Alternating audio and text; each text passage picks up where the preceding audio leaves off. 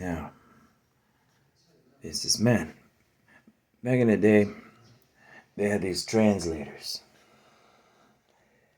because nobody could understand the ministers. I says, well, what is an explosive blessing? Man, it's explosive up there in the atmosphere. Faith for things unseen. That atmosphere, you mean those particles?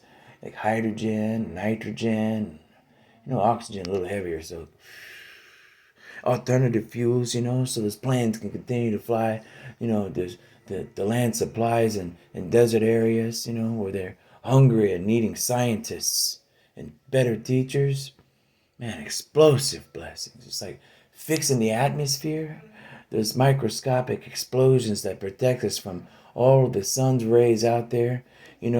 Ultraviolet, man, it cook the flesh right off the bone, man, like a nuclear explosion if it all comes down to earth at one time.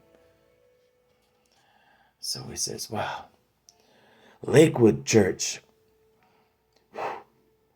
It's out there on the lake. Why would they call it Lakewood? I don't understand. Or if they had trees with forestry and leaves to protect from the heat. Even out there on the ocean, if they're drowning, they find a piece of driftwood and they cling to it like, I need this tree, and they floated through the ocean of all the storms.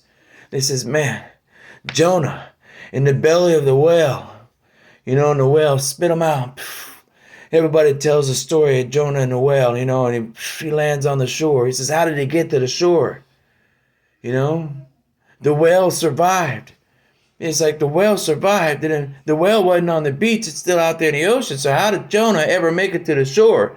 He says, well, God put some driftwood out there, and he grabbed hold of that like a life raft. And he's like, man, I'm on a life raft, and I'm floating toward a beach on a new land. He says, well. And he stood on the shore and looks around. He sees all this driftwood. And he walks into the forest, and it's like, man, there's plenty of resources. And they go on a mission. And they find out that just beyond those forests, in between the forests from coast to coast, there's a desert that needs a little bit of repair. So he says, well, maybe if we could get some of those fishermen out there into the communities, and they get that person, just that one person, or that one family, or that one group of people, into the middle of that church to be surrounded by God's love, by God's missionaries, learning something a little bit better about life and a new industry, then maybe we could launch that Mars mission for more than just that practice proving ground in the desert. We could be bolder, bolder than just some small dream of a small desert out there repairing that. In that small area, just there's a desert here, but that huge desert in the middle of the desert out there, it's like, is it the desert and the ground below your feet? Or is it a heart that beats in your chest? So the Americans said, we'll make Oklahoma the heart of America. And they said, why? Because if you look down there at the South America with the rainforest, well, it's like the feet.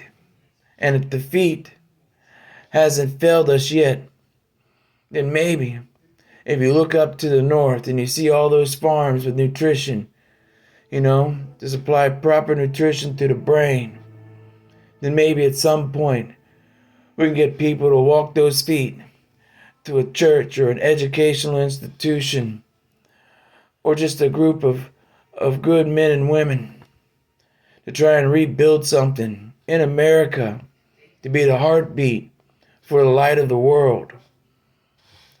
And that, my friends, is what all those crazy ministers have been preaching about for thousands of years.